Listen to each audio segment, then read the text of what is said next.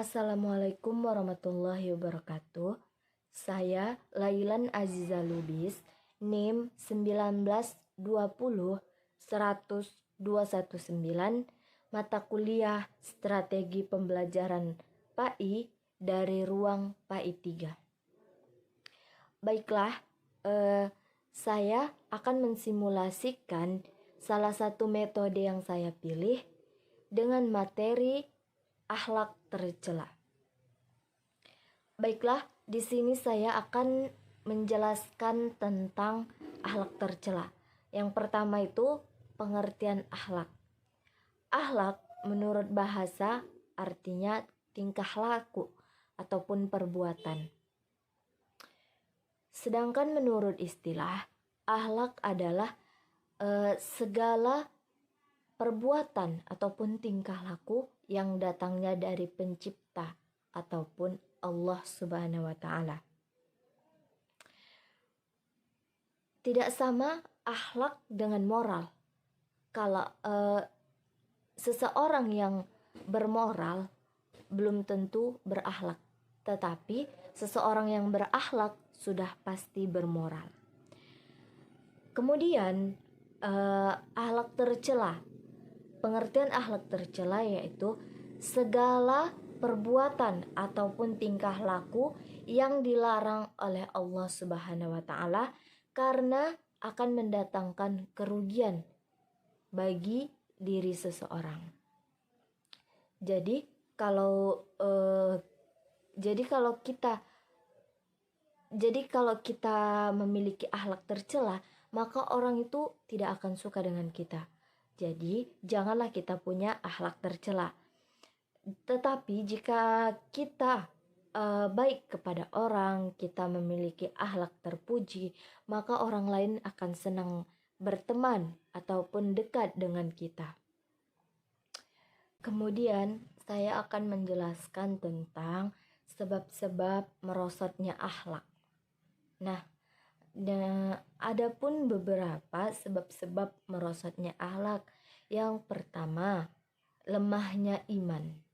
Nah, di sini lemahnya iman ini seperti kita masih mau melakukan maksiat, kita masih mau berpacaran, kita masih mau melakukan hal-hal yang dilarang oleh ajaran agama Islam.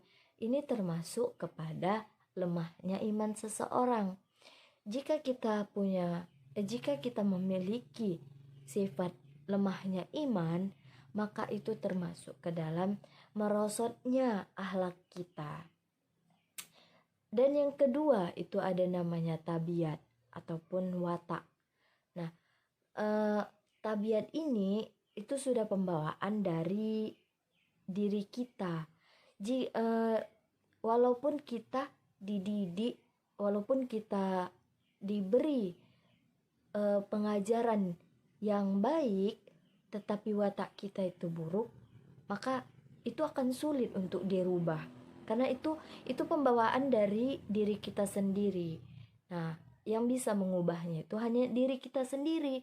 Walaupun pengajaran itu baik, tentang agama baik, tapi kalau watak kita tetap buruk, nah itu yang susahnya. Kemudian yang ketiga itu ada namanya lingkungan. Nah, faktor dari lingkungan ini sangat mempengaruhi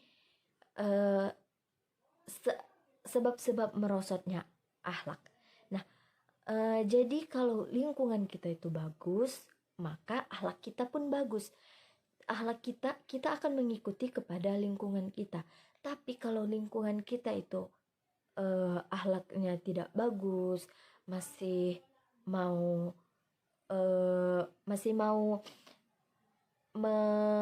menerapkan apa yang tidak disukai oleh Allah, maka akhlak kita pun merosot, akhlak kita tidak bagus. Jadi lingkungan ini sangat mempengaruhi dari akhlaknya seseorang. Kemudian ada pun contoh-contoh dari akhlak tercela. Yang pertama itu iri hati ataupun dengki. Nah, ini sangat mempengaruhi diri seseorang. Misalnya teman kita nilainya di atas kita, nilainya lebih bagus dari kita. Nah, di situ kita memiliki sifat iri hati ataupun dengki. Kita tidak suka melihat dia. Itu termasuk kepada sikap perilaku tercela. Jadi sebaiknya kalau teman kita itu nilainya lebih tinggi dari kita, maka kita lebih mensupport dia untuk semangat belajar, dan kita juga mensupport diri kita untuk lebih semangat lagi belajar. Yang kedua itu sikap sombong. Nah, sombong ini seperti kita lebih membanggakan diri kita kepada orang lain, lebih membanggakan kelebihan kita kepada orang lain, dan kita memandang rendah diri orang lain. Itu termasuk kepada akhlak tercela. Seharusnya kita lebih memiliki sikap yang rendah hati, lebih memikirkan perasaan orang lain. Nah, yang ketiga ada namanya berlebih-lebihan, sikap berlebih-lebihan. Sikap berlebih-lebihan ini termasuk kepada perilaku tercela. Karena berlebih-lebihan itu tidak baik. Berlebih-lebihan dalam misalnya membeli barang, membeli makanan ataupun apa, kita selalu melebih-lebihkannya, itu termasuk kepada mubazir. Nah, kemudian ada pun namanya sikap putus asa. Nah, sikap putus asa ini juga termasuk kepada akhlak tercela.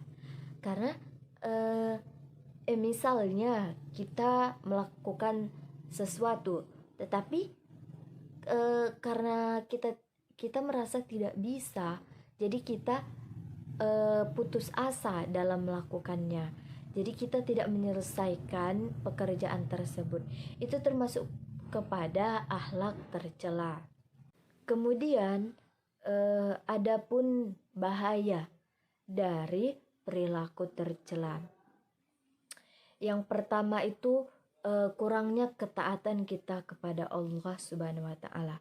Karena terlalu sering kita melakukan maksiat, kita masih mau mengerjakan hal-hal yang dilarang oleh ajaran agama Islam.